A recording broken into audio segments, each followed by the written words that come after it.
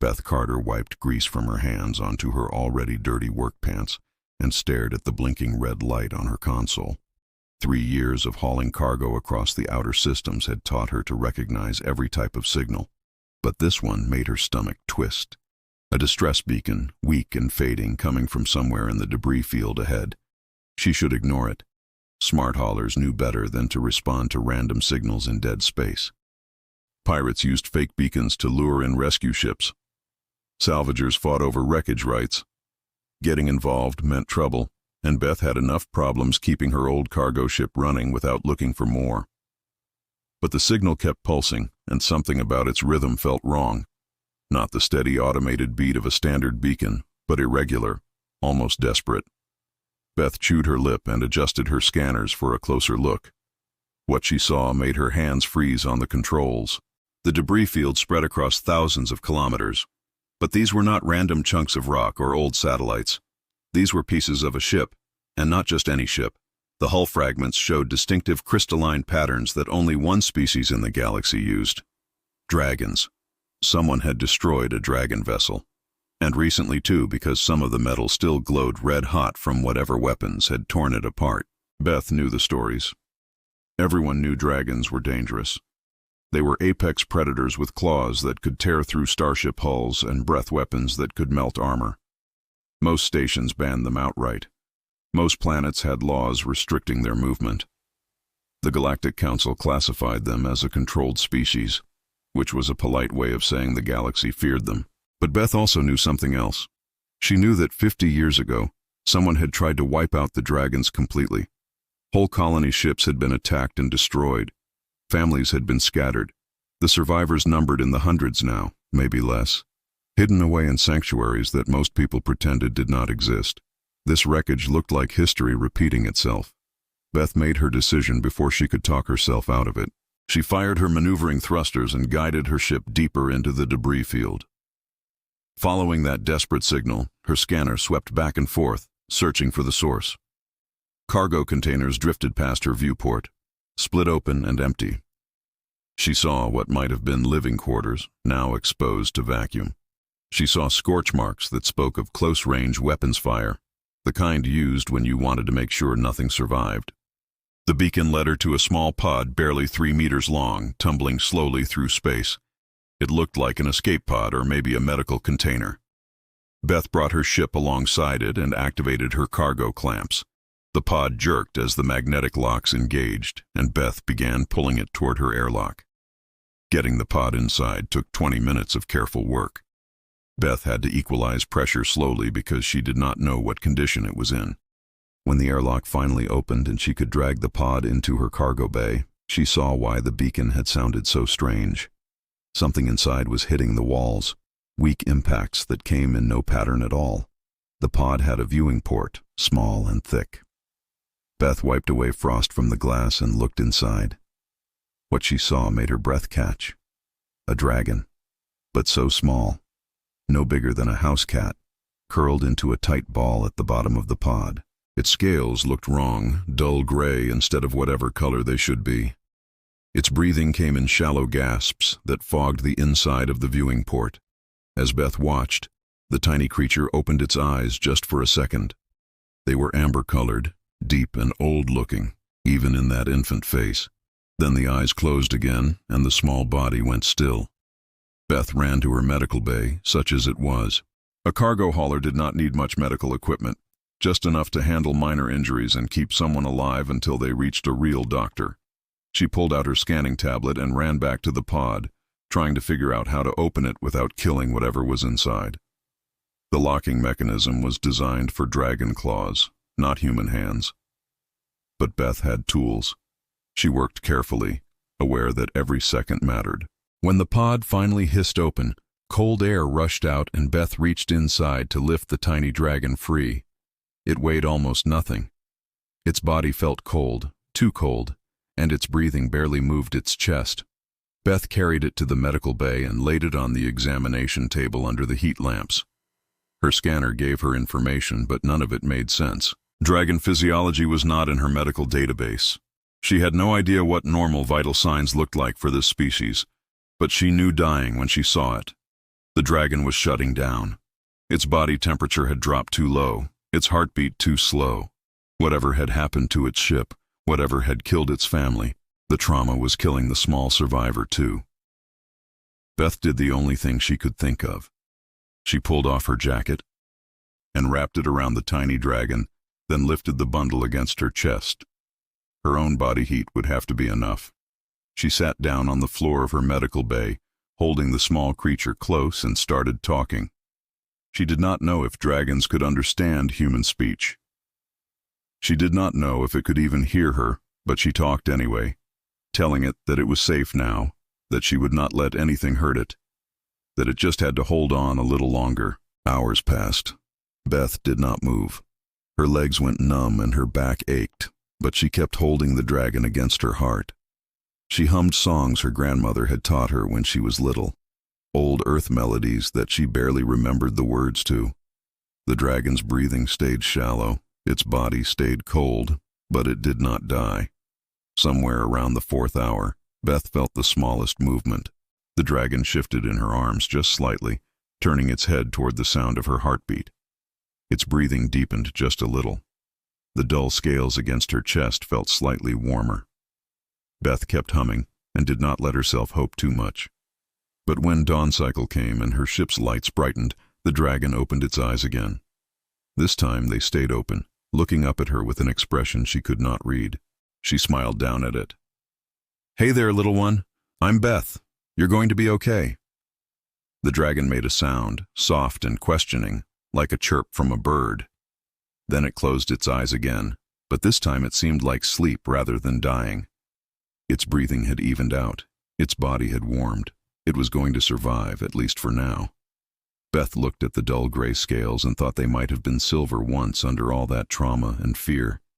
"I'm going to call you Ash," she whispered, "because you rose from the ashes of that ship, because you survived when you should not have." Ash did not respond, already deep in healing sleep. Beth finally allowed herself to relax just a bit. She had saved a life today. She had also made herself responsible for a creature that most of the galaxy would want dead or captured. She had no idea how to care for a dragon. She had no idea where to take him or what to do next. But those were problems for later.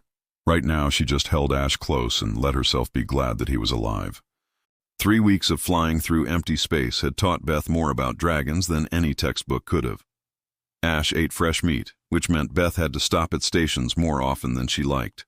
He could not digest processed protein packs or synthetic nutrients. He needed real food, preferably still warm. Beth learned this after 2 days of trying everything in her supply cabinet and watching Ash refuse it all, growing weaker with each passing hour. The little dragon also needed touch, not just occasionally but constantly. If Beth put him down and walked away, even for a few minutes, Ash would start making sounds that broke her heart. Not quite crying, but close enough, a keening noise that vibrated through the ship's hull. The moment Beth picked him up again, the sound stopped and Ash would curl against her shoulder, content. Beth carried him everywhere now. She had rigged up a sling from cargo netting that let her keep Ash against her chest while her hands stayed free to work. He seemed to like it there, near her heartbeat where he could feel the rise and fall of her breathing. Sometimes he would chirp softly and Beth would hum back, and they would have whole conversations that neither understood, but both seemed to enjoy. Ash's scales had started changing color. The dull gray was giving way to something brighter underneath. Hints of silver and blue that caught the light. His eyes had grown clearer too, more alert and focused. He watched everything Beth did with intense curiosity, his small head tracking her movements around the ship.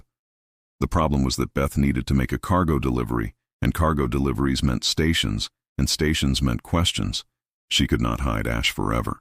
Eventually someone would scan her ship and detect the dragon biosignature. Eventually she would have to explain. Haven's Rest came into view right on schedule, a trading station that served the outer colonies. Beth had delivered here twice before. It was a decent place, not too strict about regulations, with a harbor master who cared more about docking fees than cargo manifests. Beth hoped that attitude would extend to her current situation. She tucked Ash into her sleeping quarters before docking. leaving him with a chunk of fresh meat and strict instructions to stay quiet. Ash looked at her with those intelligent amber eyes and made a questioning sound. Beth kissed the top of his head right between the small nubs where horns would eventually grow. "I'll be back soon," she promised. "Just stay here and be good." Docking went smoothly. Beth transferred her cargo containers to the station's receiving bay and collected her payment without incident. She was just about to return to her ship when a security officer stepped into her path. He was human, middle-aged, with the kind of face that had seen too much and trusted too little. "Beth Carter?" he asked, though a scanner had already confirmed her identity. "That's me," Beth said, keeping her voice casual. "Is there a problem? Your ship is showing an unusual biosignature. Our systems flagged it during the standard scan." The officer, whose name badge read Garrett, studied her with neutral eyes. "Mind if I take a look?" Beth's heart hammered, but she kept her expression calm. "I don't have any contraband if that's what you're worried about." "Then you won't mind me checking?" Garrett was already walking toward her ship. Beth followed, her mind racing through options. She could refuse, but that would only make things worse. She could run, but where would she go? She could lie, but the bioscanners did not lie. And Garrett would find Ash within minutes of boarding. She made a choice. "Wait," she said. "I do have something unusual on board, but it's not what you think." Garrett stopped and turned. "I'm listening. I have a dragon, an infant dragon that I rescued from a destroyed ship 3 weeks ago. He's an orphan. He was dying when I found him." Beth spoke quickly, watching Garrett's expression shift from neutral to hard. "I'm not trafficking or smuggling. I'm just keeping him alive." "Dragons are restricted on this station," Garrett said flatly.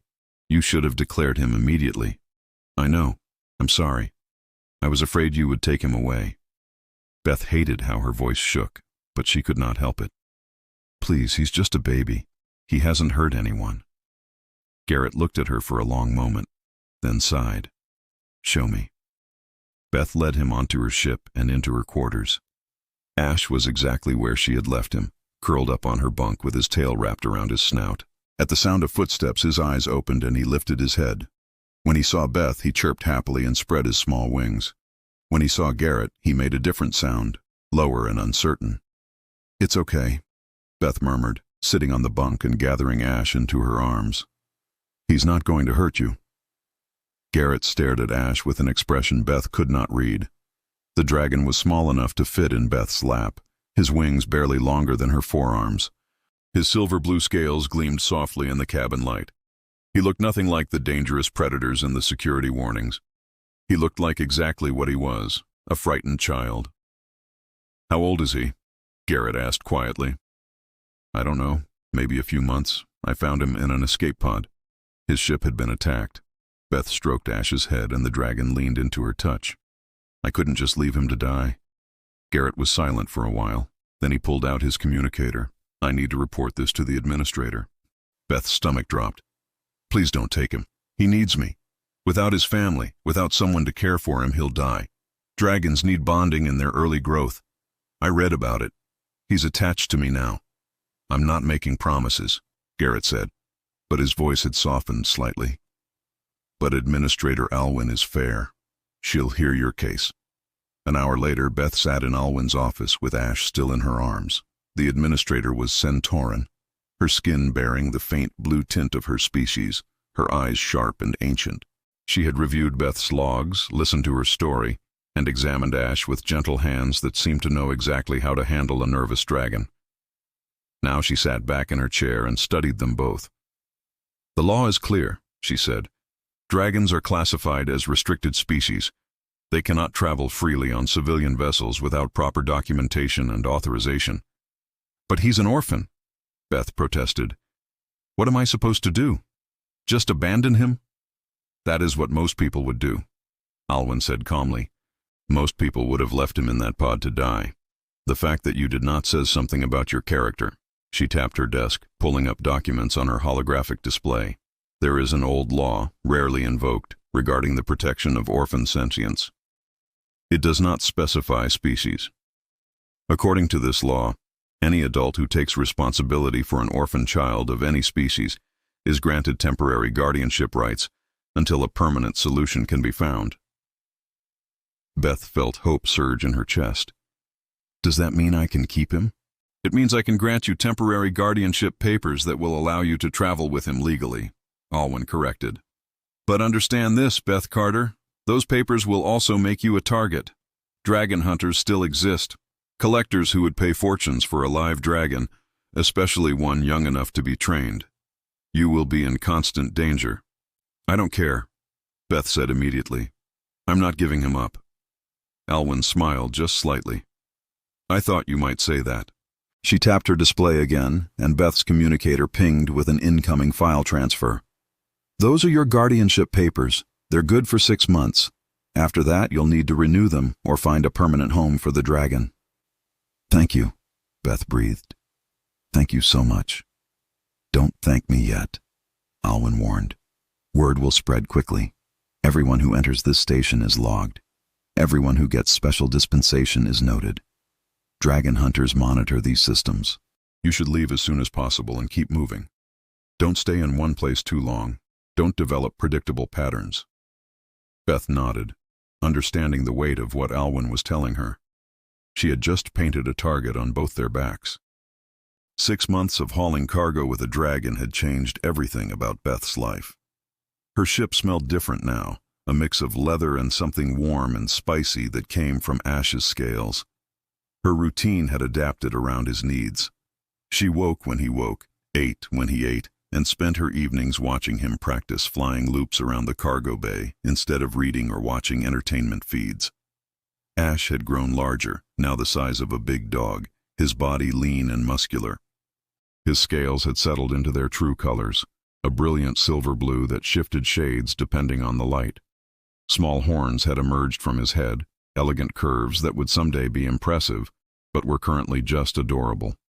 His wings had strengthened enough that he could fly for hours without tiring, performing aerial maneuvers that seemed impossible given the laws of physics.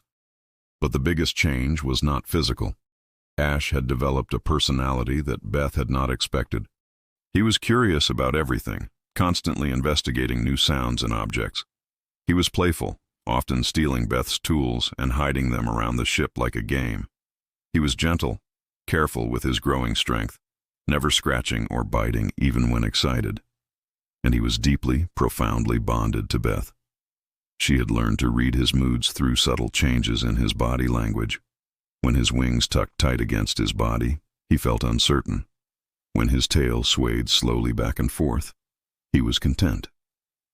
When his eyes went wide and his head tilted, he had noticed something interesting. They communicated without words now, a silent language built from months of constant companionship.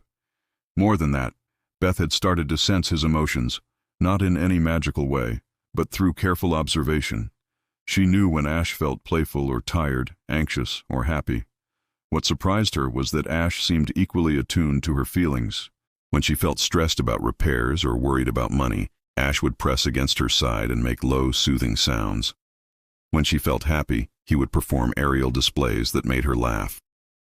Their current destination was Red Hill, a frontier colony that needed construction supplies. The planet was young in terms of settlement, only 30 years since humans had first arrived. The colony struggled with harsh weather and limited resources, but the people there were determined to make it work. Beth had delivered to Red Hill once before and remembered it as a decent place, rough around the edges, but honest.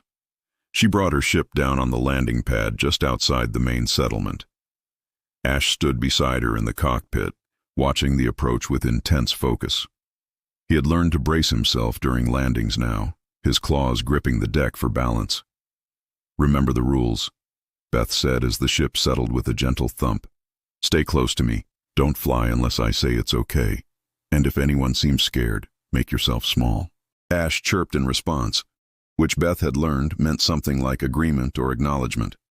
He followed her down the ramp, staying just behind her left leg, his presence warm and reassuring. The landing pad supervisor, a man named Douglas, came out to meet them. His eyes went wide when he saw Ash, but to his credit, he did not panic or reach for a weapon. "That's a dragon," he said unnecessarily. "His name is Ash," Beth replied. I have guardianship papers if you need to see them. Douglas waved off the offer. I heard about you two. Word spreads in the outer colonies. The hauler woman who travels with a dragon. Some folks say you're crazy. Others say you're brave. He studied Ash with cautious respect. He's bigger than I expected. He's still young, Beth said. Just 6 months old. He's harmless. As if to prove her point, Ash sat down and wrapped his tail around his feet, the picture of calm obedience. Douglas relaxed slightly. Well, keep him close and we won't have problems. Some folks here might not like dragons, but most of us are too busy surviving to worry about it. Beth spent the next few hours overseeing the cargo transfer. Ash stayed with her, watching the workers with bright interest, but never approaching them. The colonists gave him wary looks, but seemed more curious than afraid. Children especially kept trying to get closer, drawn by the dragon's unusual appearance, but their parents pulled them back. It was near the end of the unloading when everything changed. Beth was checking her cargo manifest when she heard a child scream. She spun around to see a small girl, maybe 5 years old, running across the landing pad. The child must have slipped away from her parents. She was not watching where she was going, her attention fixed on something in her hands. The girl tripped over a cargo clamp and went down hard, her head striking the metal deck with a sickening crack. Blood immediately began pooling beneath her. Beth ran toward the child, but Ash got there first. The dragon moved faster than Beth had ever seen him move, covering the distance in 2 massive leaps. He skidded to a stop beside the fallen girl, his body blocking her from view. "Ash, no!" Beth shouted, terrified he might hurt the child accidentally, but Ash ignored her. By the time Beth reached them, a crowd had gathered. The girl's mother was screaming, trying to get past Douglas, who had grabbed her arm to hold her back. Beth pushed through the crowd and stopped, stunned. Ash had lowered his head beside the child. His eyes were closed, and he was making a sound Beth had never heard before, a deep thrumming that vibrated through the air. The sound felt warm, comforting, like a lullaby made of pure emotion. The girl had stopped crying. Her eyes were open, fixed on Ash's face with wonder instead of fear. More incredibly, the wound on her head was closing.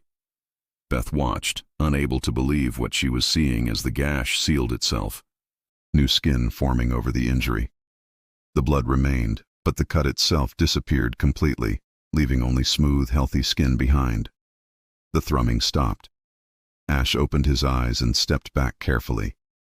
The little girl sat up, touching her head in confusion. She looked perfectly fine, not even dazed. She looked at Ash and smiled. "Pretty dragon," she said in a child's clear voice. The crowd erupted in shocked conversation. The girl's mother broke free and ran to her daughter, scooping her up and checking her over frantically. When she found no injury, she looked at Ash with an expression caught between terror and gratitude. Beth knelt beside Ash, running her hands over his scales, checking to make sure he was okay. "What did you do?" she whispered. Ash chirped softly and leaned against her. He looked tired, his wings drooping slightly. Whatever healing ability he had just displayed had taken energy from him. Douglas stepped forward, his face pale. "I've heard stories about dragon healing, but I never thought they were true. They say ancient dragons could cure any injury, any disease. We thought those stories were myths." "He's never done anything like that before," Beth said, still shaken. "I didn't know he could." The little girl, Lucy was her name, Beth learned later, squirmed free from her mother 3-4 and walked back to Ash. She held out her hand shyly. Ash, ever gentle, touched his nose to her palm in the dragon equivalent of a handshake. Lucy giggled. Her mother, a woman named Patricia, approached cautiously. "Thank you," she said to Ash, her voice breaking with emotion. "Thank you for saving my daughter."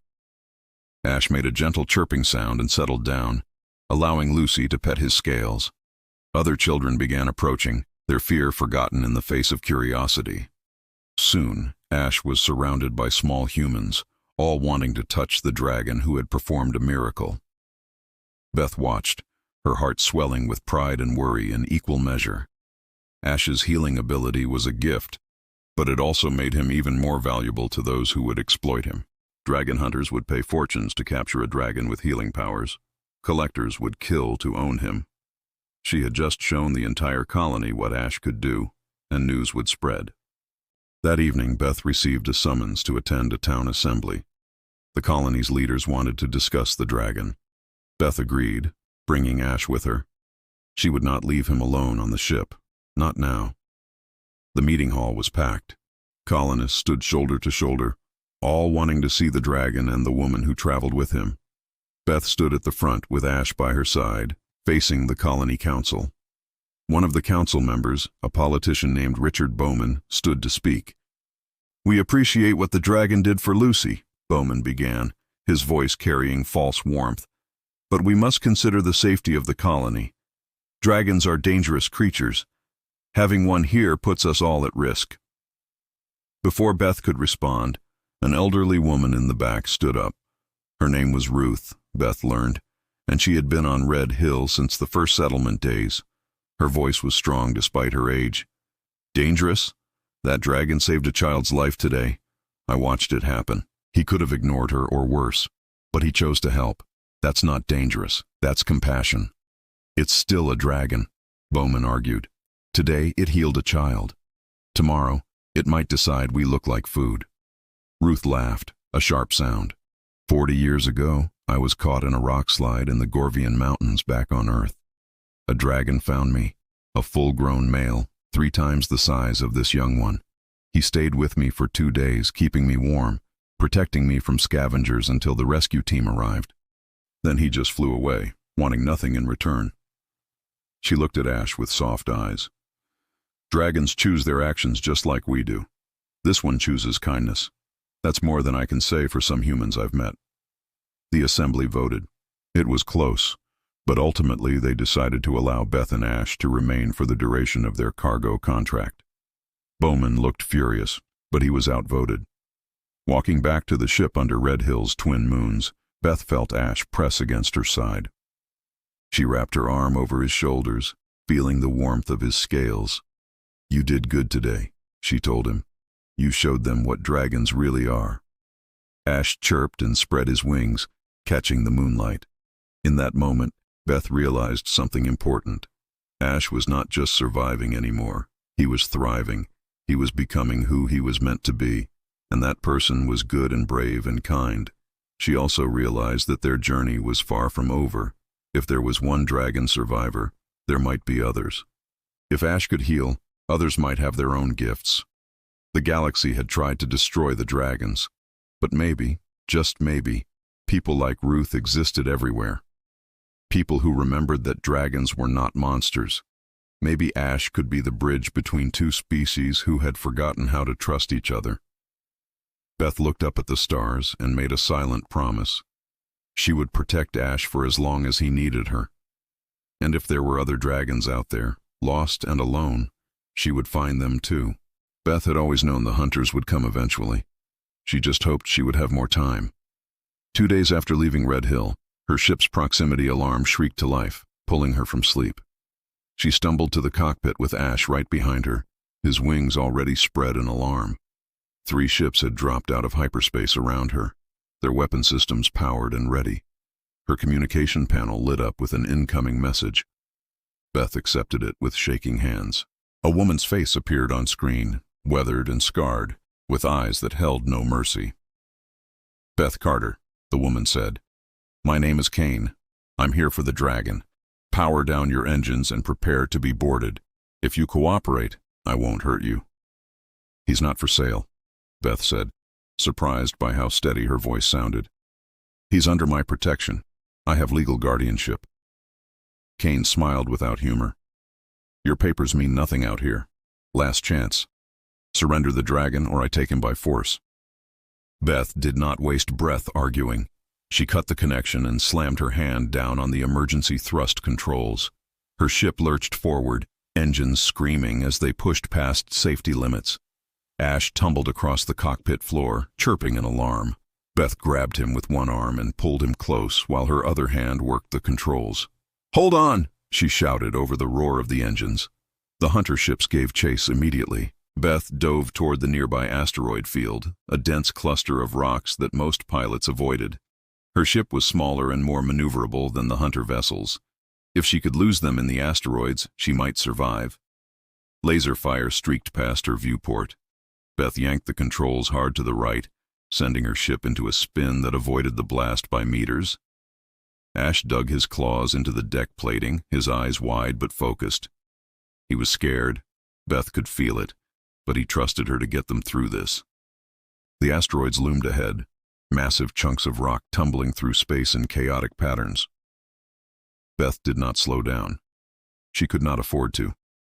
She guided her ship between two spinning asteroids with less than a meter of clearance on each side.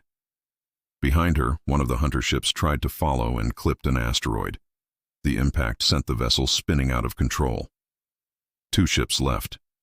Beth dove deeper into the asteroid field. Her ship's shield sparked as smaller rocks bounced off the hull. Her hands moved across the controls with practiced efficiency. Years of hauling cargo through dangerous space gave her the skill she needed now. Duck left around a massive iron asteroid, roll right to avoid a cluster of ice fragments, cut thrust, and drift past a rock formation, then punch engines again to shoot through a narrow gap. But the hunters were good too. They stayed on her tail, their weapons fire getting closer with each passing second. A blast caught her port shield and the ship shuddered. Warning lights flashed across her console. Another hit like that, and the shields would fail. Ash made a sound Beth had never heard before, low and rumbling.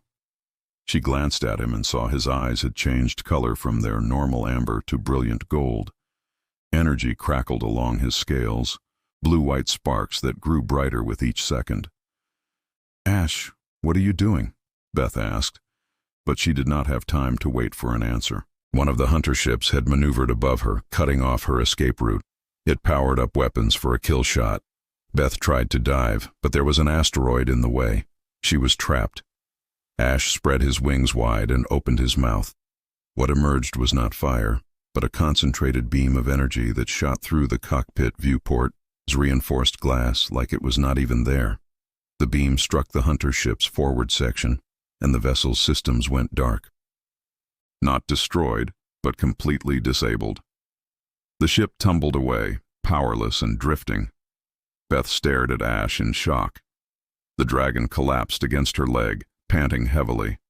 Whatever he had just done had exhausted him completely. His scales had lost their glow, and his eyes had returned to normal. But he looked at her with an expression that seemed to ask if she was okay. The remaining hunter ship broke off pursuit, retreating to collect its disabled companion. Beth did not wait to see if they would return.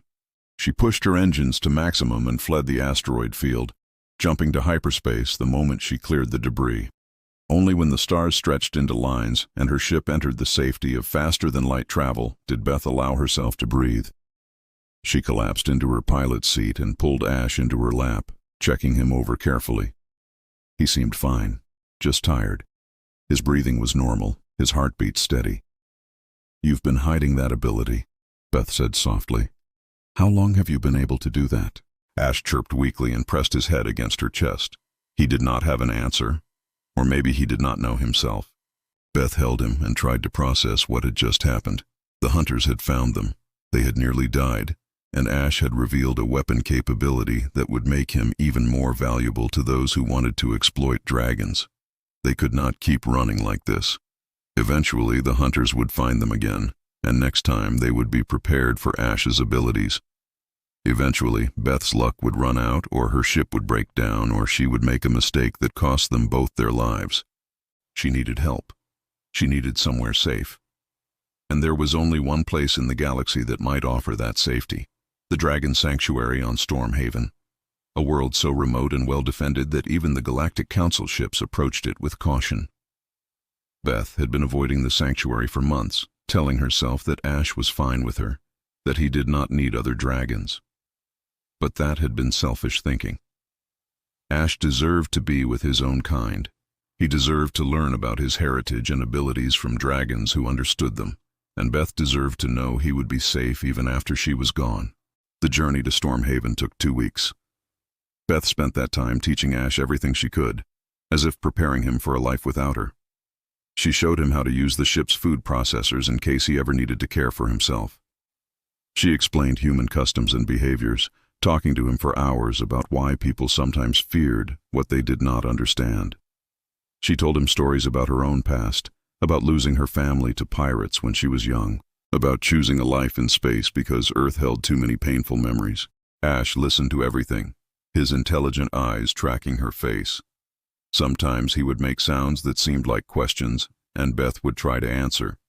Sometimes he would rest his head in her lap, and they would sit in comfortable silence while the ship traveled through hyperspace. On the 13th day, Beth told Ash about the sanctuary.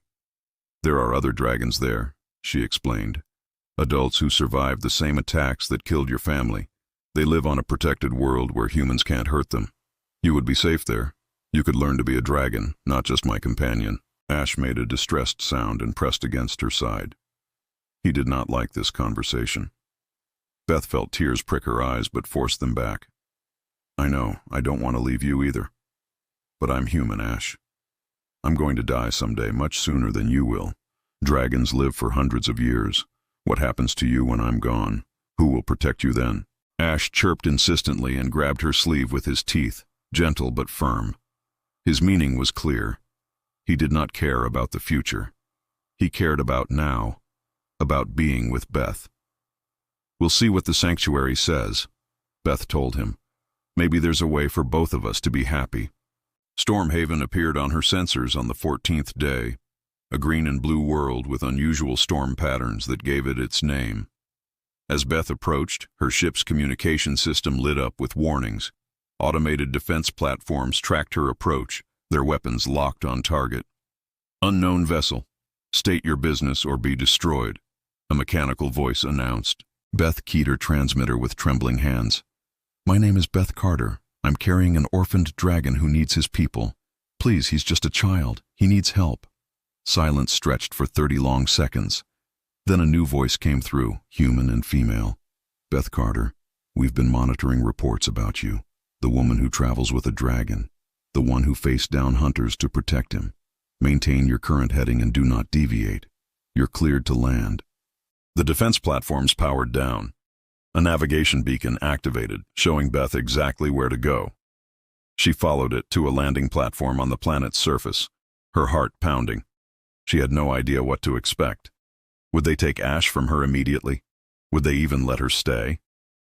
The landing platform sat in the middle of a vast meadow surrounded by mountains. As Beth's ship touched down, she saw figures approaching. 2 of them were unmistakably dragons, massive creatures with scales that gleamed like jewels in the sunlight. Between them walked a human woman, small and confident. Beth powered down her ship and looked at Ash. The dragon was pressed against the cockpit window, staring at the approaching dragons with an expression Beth could not read. Wonder, maybe, or fear, or recognition of something he had never known, but instinctively understood. "Ready?" Beth asked him. Ash looked at her and chirped softly. Then he did something that broke Beth's heart and filled it at the same time. He pressed his forehead against hers, a gesture of absolute trust and love that he had developed over their months together. Beth closed her eyes and breathed in his scent, leather and spice and warmth. "Whatever happens," she whispered, "I love you. I want you to know that you saved my life as much as I saved yours. You taught me that I could care about someone again after I thought I had lost that ability forever." Ash made a soft sound that might have been agreement or might have been goodbye. Then they walked down the ramp together side by side, to face whatever the sanctuary would bring. The 2 adult dragons were the most magnificent things Beth had ever seen. One had scales the color of deep ocean water, blue, green, and shimmering. The other was darker, almost black, with hints of purple when the light caught just right. Both stood at least 4 times Ash's current size. Their wings folded gracefully against their bodies. Their eyes held intelligence that was immediately obvious, and when they looked at Ash, their expression softened in ways that made them seem almost gentle. The human woman stepped forward first. She was perhaps 50 years old, with gray-streaked brown hair pulled back in a practical braid and hands marked by years of hard work. Her smile was genuine as she extended her hand to Beth. "I'm Claire. she said. I'm the liaison between the dragons and the handful of humans who live here at the sanctuary. Welcome to Stormhaven. Beth shook her hand, acutely aware of ash pressed against her leg. Thank you for letting us land. I wasn't sure you would. We've heard about you, Claire said. The cargo hauler who rescued a dragonling from certain death and has been protecting him ever since. That kind of compassion is rare in the galaxy. She knelt down to Ash's level. The dark dragon approached Beth, and she had to consciously stop herself from backing away. Up close, the dragon was even more impressive and intimidating. But when it spoke, the voice that emerged was surprisingly gentle, translated through a device on its collar that Beth had not noticed before. I am Storm, the dragon said, the translator giving the words a male voice. This is Wave, my mate. We are the guardians of this sanctuary. Storm looked down at Ash with something like sadness in his ancient eyes.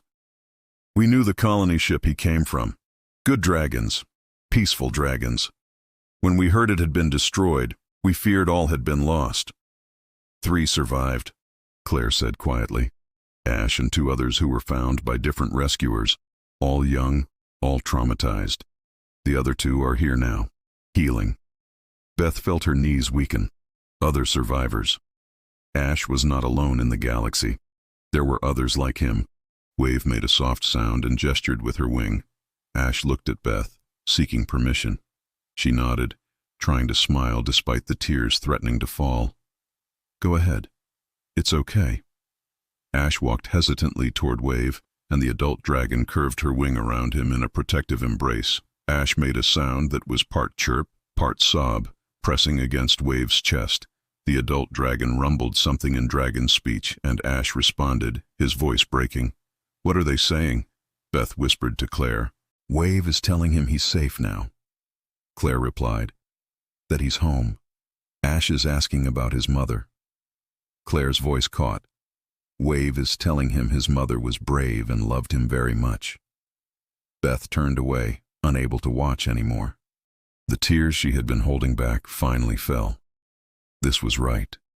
This was what Ash needed, but it hurt more than she had expected.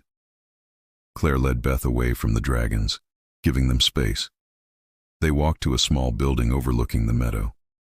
Inside was simple but comfortable, clearly designed for human occupants. Claire made tea while Beth tried to compose herself. I know this is hard, Claire said, setting a cup in front of Beth.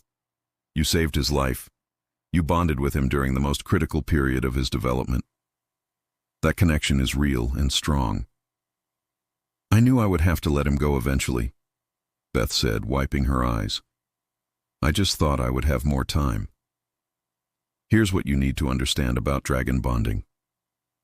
Claire said gently, when a dragonling bonds during their first year of life, that bond is permanent. It becomes part of who they are. Ash bonded with you, Beth. You are his family in a way that cannot be changed. Beth looked up, confused. But he needs to be with other dragons. He needs to learn his culture, his abilities. Yes, he does, Claire agreed. But separating you two would cause him psychological damage. We've seen it before when bonded dragons are forced apart from their chosen family. They become depressed, stop eating, lose the will to live. She leaned forward, her expression serious. You have a choice to make, Beth. You can leave Ash here where he will be safe but heartbroken. Or you can stay and become a guardian. A guardian, Beth repeated. Humans who dedicate their lives to protecting and caring for dragons, Claire explained. We have 12 guardians here at the sanctuary. We live among the dragons. Help them with tasks their claws cannot manage. Serve as translators and advocates with the outside galaxy. It's hard work and it means giving up your old life, but it also means staying with Ash. Beth stared at her tea, her mind racing. Give up her ship, her independence, her career as a hauler. Settle in one place after years of constant movement. It should have been an impossible choice. But when she thought about leaving Ash, about watching him grow up through occasional visits instead of being there every day, the choice became obvious. I'll stay, she said. Of course I'll stay.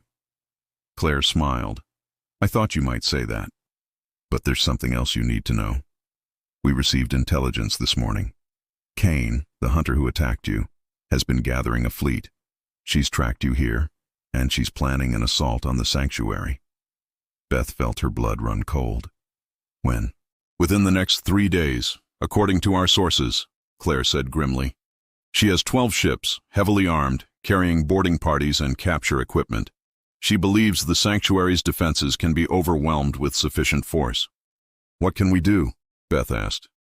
We fight, Claire said simply. The sanctuary has shields and automated defenses, but they've never been tested against a determined assault.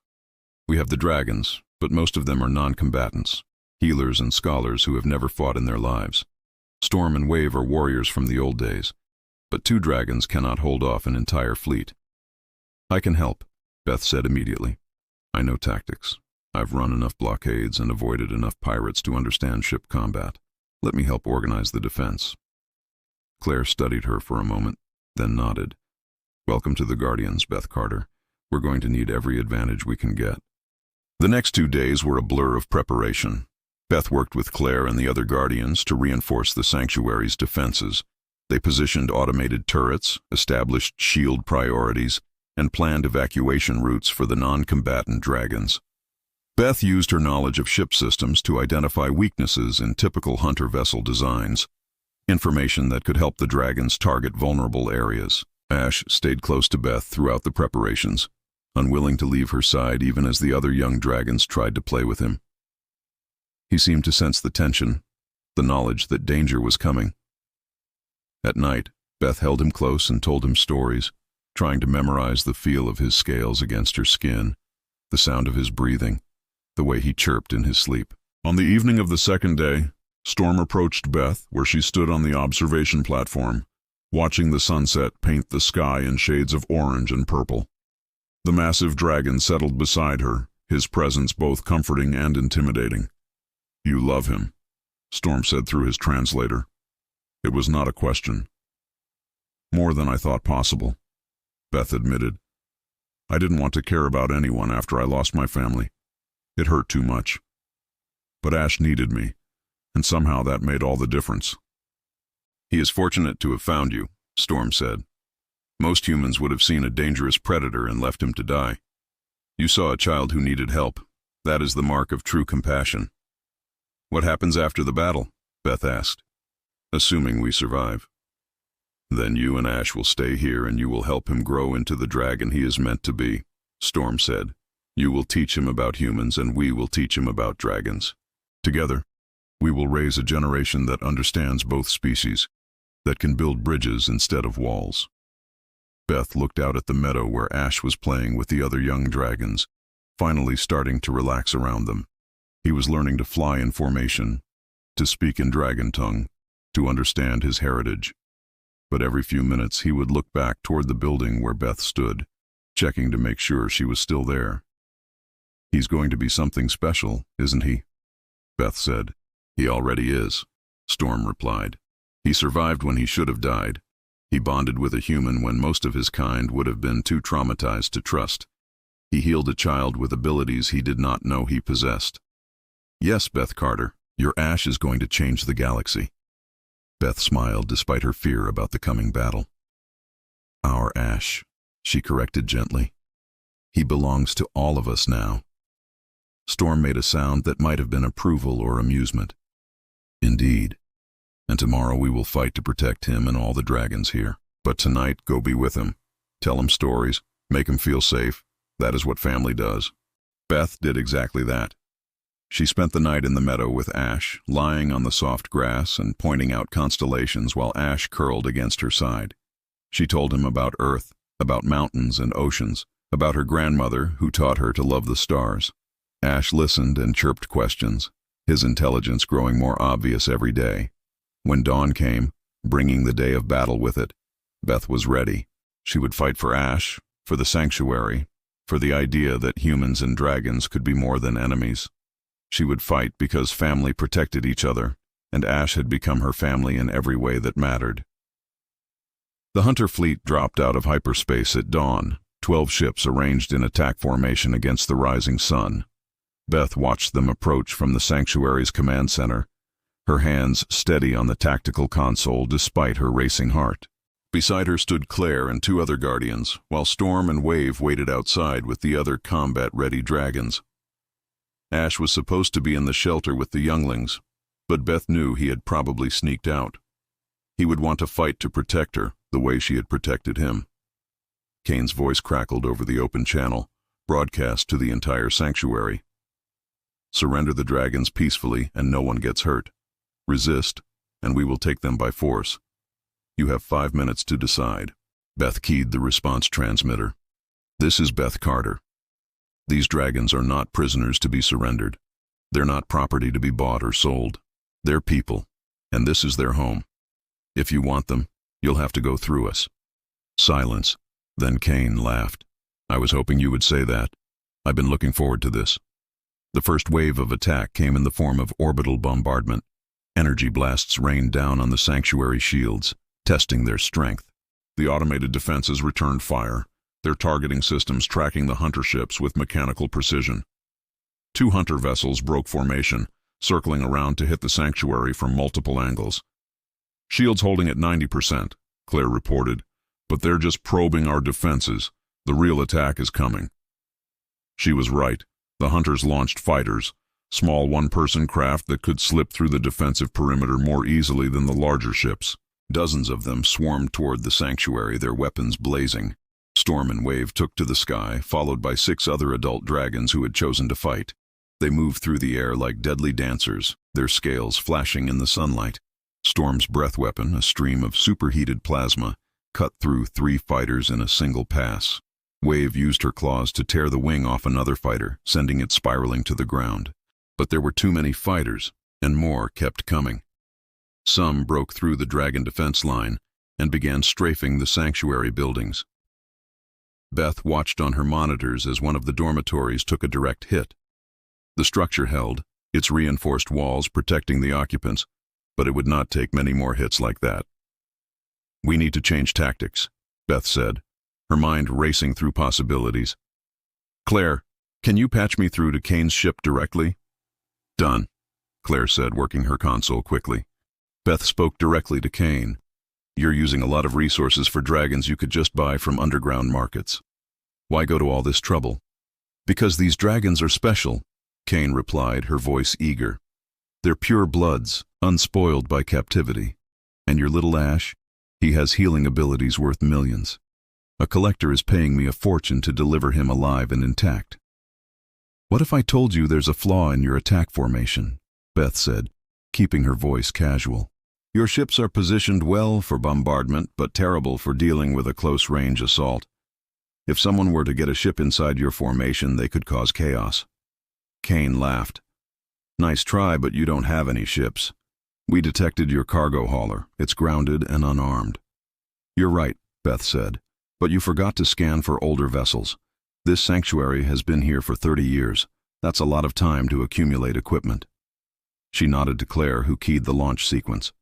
From hidden hangar bays carved into the mountains, 3 old military fighters rose into the sky.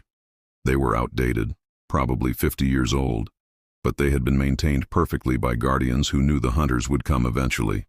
Beth had found them during her defensive preparations and had spent hours making sure they were flight-ready. The fighters were piloted by guardians who had military training from their previous lives. They were not as skilled as the hunters, but they did not need to be. They just needed to disrupt the formation long enough for the dragons to strike. The guardian fighters dove into the middle of the hunter formation, weapons blazing. The hunter ships scrambled to respond, breaking their careful positioning to engage the new threats. In that moment of confusion, Storm and Wave struck. The 2 veteran dragons had been waiting for exactly this opportunity. They flew straight at the flagship, Kane's personal vessel, their combined breath weapons slamming into its forward shields.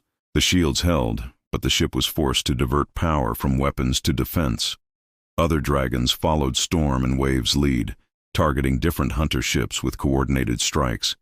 The battle turned into chaos. Hunter ships tried to regroup, but kept getting scattered by dragon attacks or guardian fighters. Several hunters began pulling back, their crews clearly not prepared for this level of resistance. But Kane's ship held position, and 5 other vessels stayed with her, determined to see the assault through. Then Kane made her mistake. She launched landing parties, dropships filled with armed soldiers heading straight for the sanctuary buildings. She was trying to capture dragons on the ground while the aerial battle kept the defenders busy. It was a sound strategy, except for one thing she had not accounted for. Ash, the young dragon, burst from the shelter where he was supposed to be hiding, followed by the 2 other survivors from his colony ship. They were young, barely trained, but they were also angry. These hunters represented everything that had destroyed their families, and they would not allow it to happen again. Ash positioned himself between the landing dropships and the main shelter where the non-combatant dragons huddled. His scales began to glow with that same blue-white energy Beth had seen during their escape from the asteroid field. The other 2 young dragons flanked him, their own abilities manifesting. One breathed a stream of freezing mist that coated a dropship's engines in ice. The other generated a sonic blast that shattered windows and disoriented the soldiers inside. But Ash's attack was the most impressive. He unleashed a sustained energy beam that cut through a dropship's hull like paper. The vessel crashed before it could land. Its occupants scrambled out and immediately surrendered when they saw the young dragon standing over them. Beth watched from the command center, her heart in her throat. Ash was fighting, really fighting, using abilities he barely understood to protect his home. He looked magnificent and terrifying, and so very young all at once, but his display of power did something else too. It made the other hunters realize what they were up against. These were not mindless beasts to be captured and sold. These were intelligent beings defending their families with every ability they possessed. The battle suddenly felt less like a hunt and more like an invasion, and several hunter crews clearly wanted no part of it. 2 more hunter ships broke formation and retreated, then another. Kane screamed orders over the communications channel, trying to rally her fleet, but the will to fight was draining away. Her crews had signed up to capture valuable animals, not to fight in a war. Beth saw her opportunity.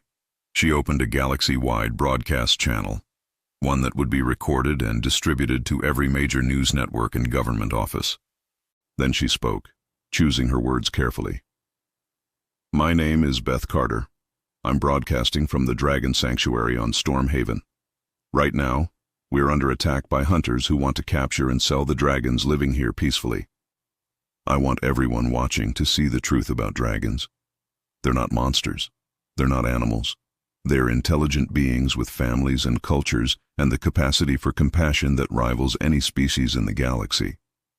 She pulled up footage from her ship's records, showing Ash healing little Lucy on Red Hill, showing him playing with human children, showing him pressing his head against Beth's in that gesture of trust and love. She showed Storm and Wave defending the sanctuary, their actions clearly protective rather than aggressive. "These hunters claim they're capturing dangerous predators," Beth continued. "But look at what's really happening. The dragons are defending their children, their homes, their right to exist. How is that different from what any of us would do? How does that make them monsters?" She paused, letting her words sink in. "I'm just a cargo hauler who found a dying dragon 6 months ago. I could have left him to die. Most people would have. But I chose to save him, and he saved me right back. He taught me that family is not about species or biology. It's about who you choose to protect and who chooses to protect you." On her tactical display, Beth saw something remarkable happening. Some of the hunter ships were no longer firing. Their crews were listening, watching the broadcast. One ship turned and began moving away from the battle, then another. Kane's voice cut through the channel, desperate and angry. "Don't listen to her. They're just animals. They're worth millions." But a new voice responded, one of Kane's own crew members. "No, I'm done. I didn't sign up to kill children." The voice was shaking but determined. "I'm leaving, Kane. Anyone who wants to come with me is welcome." 3 more ships broke formation and retreated. Now only Kane's flagship and 1 other vessel remained. The odds had shifted dramatically. Storm approached Kane's ship, hovering in front of its main viewport. He did not attack. He just looked at Kane through the glass, his ancient eyes meeting hers. Through his translator, amplified to broadcast across all channels, he spoke. "You see us as prey to be hunted, as wealth to be harvested. But we are none of those things. We are fathers and mothers, teachers and students, dreamers and builders. We feel joy and sorrow, love and loss, hope and fear. We are people just like you, and we are tired of running." For a long moment, nothing happened. Kane's ship hung motionless in the air. Then slowly, its weapons powered down. The remaining hunter vessel did the same.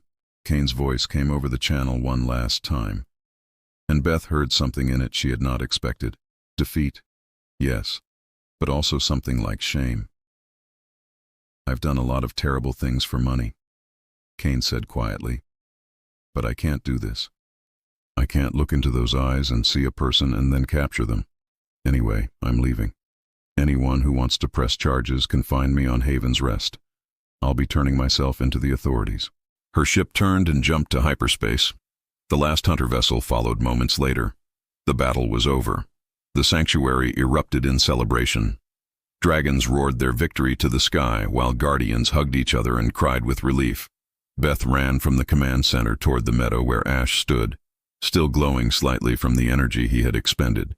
He saw her coming and spread his wings, lifting into the air to meet her halfway. They collided in an embrace that was half hug, half tackle, Beth's arms around Ash's neck, and the dragon's wings wrapped around her. They had survived. Together, they had protected their home. The aftermath was a whirlwind of activity.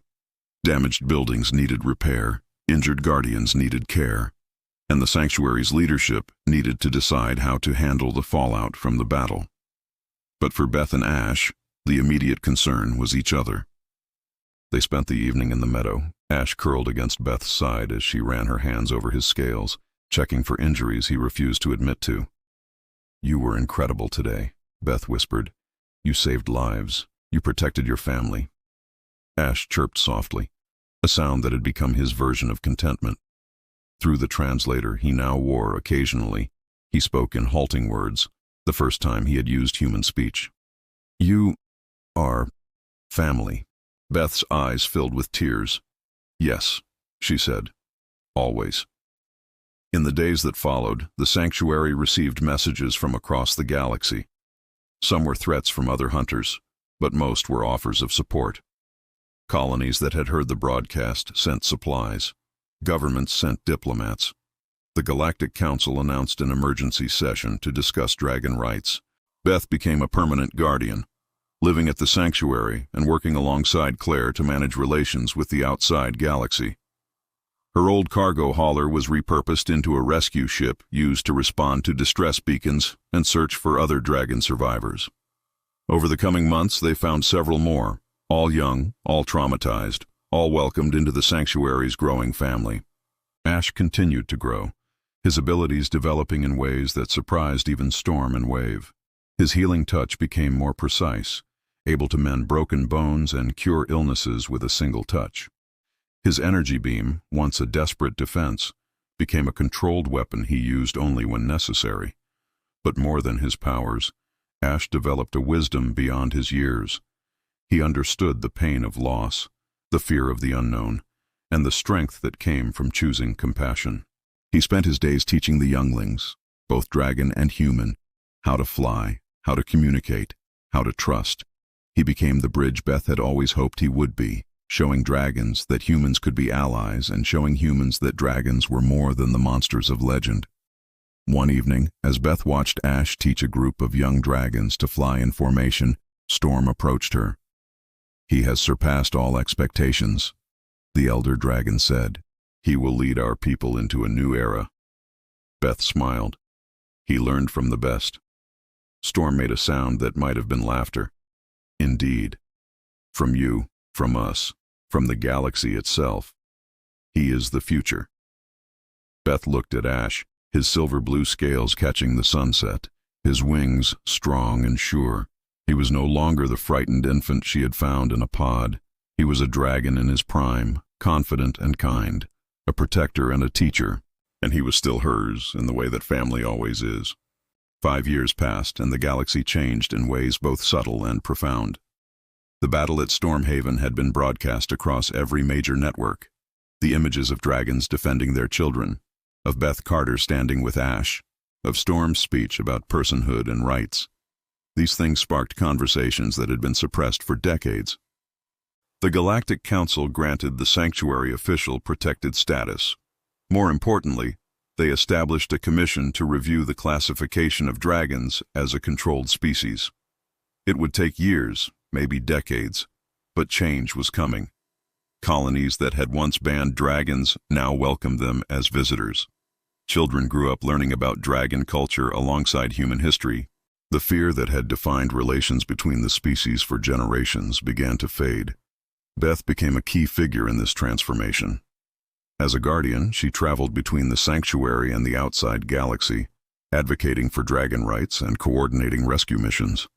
Her old cargo hauler, now refitted with medical bays and reinforced hulls, became the flagship of the sanctuary's rescue fleet.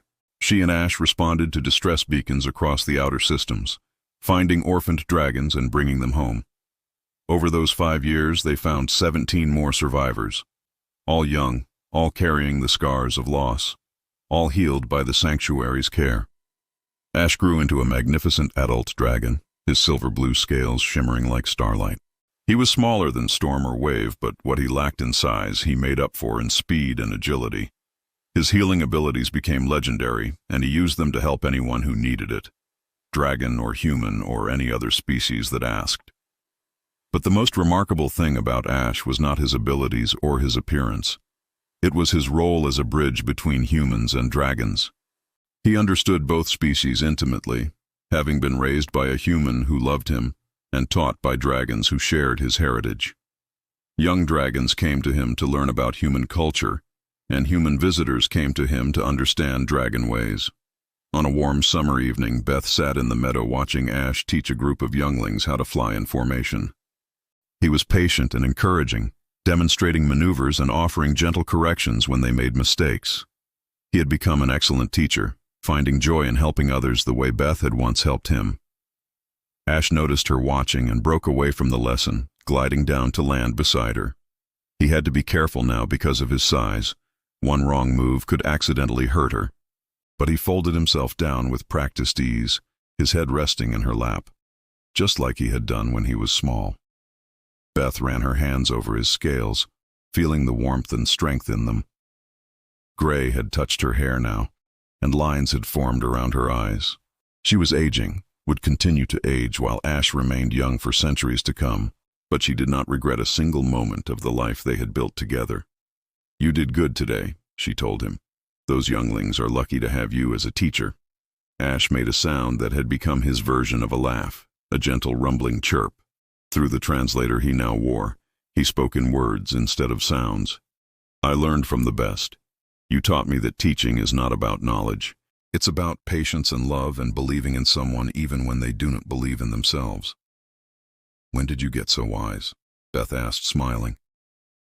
"I had a good mother," Ash replied, and Beth felt her eyes fill with tears.